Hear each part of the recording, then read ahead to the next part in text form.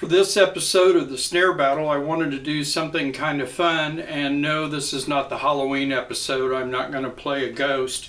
But I have two snare drums here mounted behind the wrinkly bed sheet, and I wanted to block those off from you because we're going to have a little listening test, or a blind taste test, if you will. I often, when I do these snare battles, pick very high-end snare drums out of my collection, and I did not want folks to think that I only play $4,000 snare drums, or only have those type of drums, or that you have to spend that kind of money to get a great snare drum. That's nothing could be farther from the truth. I do that because they interest me, and a lot of times before somebody wants to make a big investment in a snare drum, maybe it would help to see how it compares to others is really the reason why I do it. So today, though, I wanted to have a little fun with it. I have one of the most expensive snares in my collection behind the sheet, set up on a stand. And I have one of the least expensive snares in my collection. And the range is pretty phenomenal. One of them is over $4,000 with tax and everything included. And the other one I bought used for $275. And both of these drums are available now, new. You can go to Guitar Center or your favorite drum shop or wherever and buy them, or get them off of Reverb used.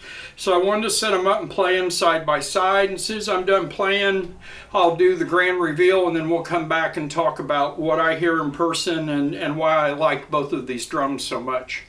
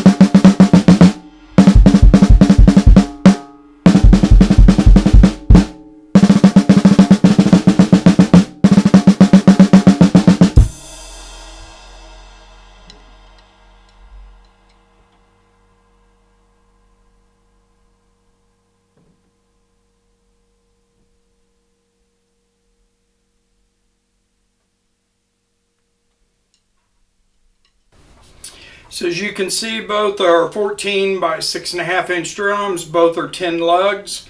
Here we have the Tama reissue of the Terminator, the Mastercraft 50th Anniversary Edition. And this is basically a $4,000 drum, a little bit more with tax and shipping if you have to pay that sort of thing. And over here we have a DW Collector's Series. I believe this is called Seafoam Glass. This is a seamless acrylic shell. And about the only thing different with this drum and a factory stock is the previous owner had upgraded the butt plate to the 5-positional sensor, which I obviously didn't move when I was playing. Both of these drums are really tensioned about the same. The DW has a gel on top, and I have the internal muffler on a little bit on the Terminator. I love both of these snares. You can tell that there is a difference, but they are both great sounding snares. And as a budget snare drum, for example, I often recommend this drum to my students, especially beginning or intermittent students, because It's a very attractive drum, and I have found, especially with younger guys and girls, that if the drum looks good and it sounds okay, that they're more apt to pay attention to it and maybe do their lessons a little bit with a little bit more vigor, shall we say. Anyway, they're both just fantastic snares to play, but I wanted to do the blind taste test, if you will, just for fun. Maybe you guessed it right, which one was the higher end drum and which one was the lower end drum. I tell you, I would have had a problem not knowing what they were ahead of time. And anyway, I hope you enjoyed the video, and maybe we'll do some more fun ones like this in the future. Thanks so much for watching.